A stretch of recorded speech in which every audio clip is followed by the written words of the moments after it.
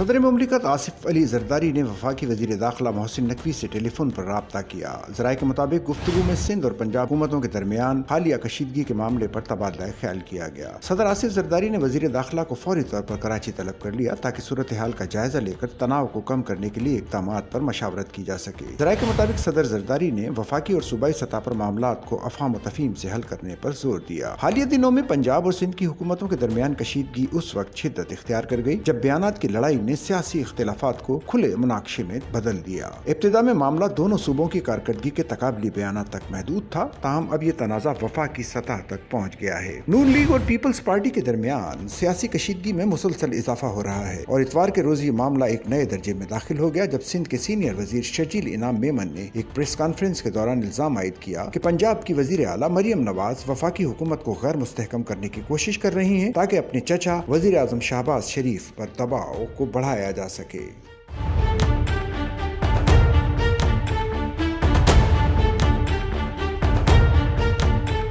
پنجاب حکومت کی جانب سے اس الزام کا فوری اور سخت جواب دیا گیا۔ وزیر اطلاعات پنجاب عظمہ بخاری نے شرجیل میمن کے بیانات کو بے بنیاد قرار دیتے ہوئے کہا کہ پیپلز پارٹی دراصل پنجاب اور وفاق دونوں کے خلاف سازش میں مصروف ہے۔ انہوں نے طنزاً کہا کہ آپ اتنے نادان ہیں کہ پنجاب کے خلاف سازش میں شامل ہو رہے ہیں اور خود نہیں سمجھ رہے آپ کو استعمال کیا جا رہا ہے۔ عظمہ بخاری نے یہ بھی سوال اٹھایا کیا وزیر اعظم نے آپ کو سیلاب متاثرین پر سیاست کرنے کے لیے کہا تھا؟ یہ تنازع دراصل سیلاب کے بعد شروع ہوا جب دونوں صوبائی حکومتوں نے ایک دوسرے کی کارکردگی پر تنقید شروع کی۔ سندھ کے وزیر شرجیل میمن نے پنجاب حکومت کو ترقیاتی منصوبوں کے حوالے سے مناظرے کا چیلنج دیا تھا جسے وزیر اطلاعات پنجاب عظمہ بخاری نے قبول کر لیا۔ اس بیان بازی نے سیاسی ماحول کو مزید گرما دیا اور اب دونوں جماعتیں نہ صرف صوبائی بلکہ وفاقی سطح پر بھی ایک دوسرے کے آمنے سامنے ہیں۔